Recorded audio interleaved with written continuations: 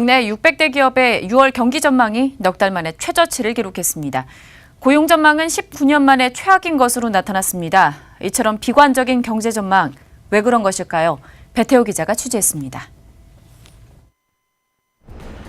기업 경기 실사 지수 BSI는 현재 경기 상황을 기업들이 어떻게 바라보고 있는지를 조사한 수치입니다.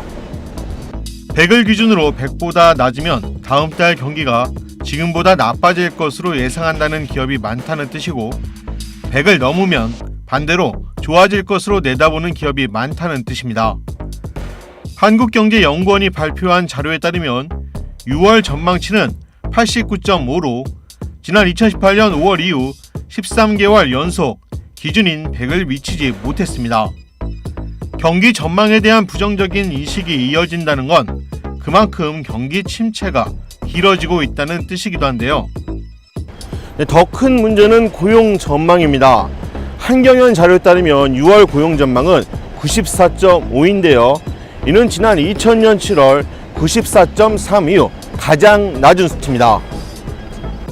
기업들의 고용 전망이 19년 만에 최악 수치를 기록하면서 올 하반기 고용시장에 빨간불이 켜지는 것 아니냐란 우려까지 제기되고 있는데요.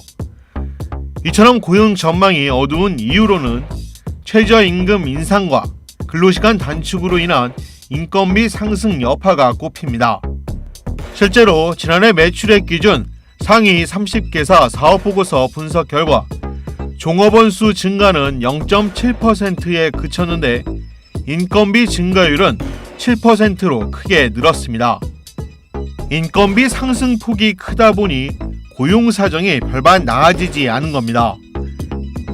기업이 느끼는 고용 상황에 대한 부정적인 인식이 확대되고 있습니다. 고용 사정이 악화되었다고 응답한 그 기업들이 지금 상당히 증가한 것으로 보이는데요.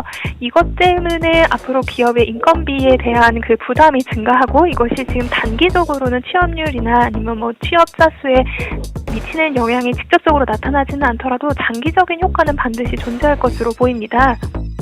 국책연구기관인 대외경제정책연구원 보고서에선 최저임금 인상이 고용 축소에 영향을 미친다는 내용이 포함됐습니다. 특히 중위임금 대비 최저임금 비중이 1% 증가할 때마다 15살에서 24살 사이 고용률은 0.185%, 65세 이상 고용률은 0.4% 감소한 것으로 나타나면서 이른바 고용 취약계층이 받는 영향이 더 큰 것으로 나타났습니다. 이에 따라 이번 연구 결과를 낸 대외경제정책연구원은 최저임금 수준을 결정하거나 부작용에 대한 보완책을 설계할 때 최저임금 인상의 영향이 산업별 및 근로자 연령대별로 다를 수 있음도 고려해야 한다고 지적했습니다. 이처럼 최저임금 인상이 고용 전망은 물론 고용률에도 직접적인 영향을 미치면서 속도 조절이 필요하다는 의견이 힘을 받고 있습니다.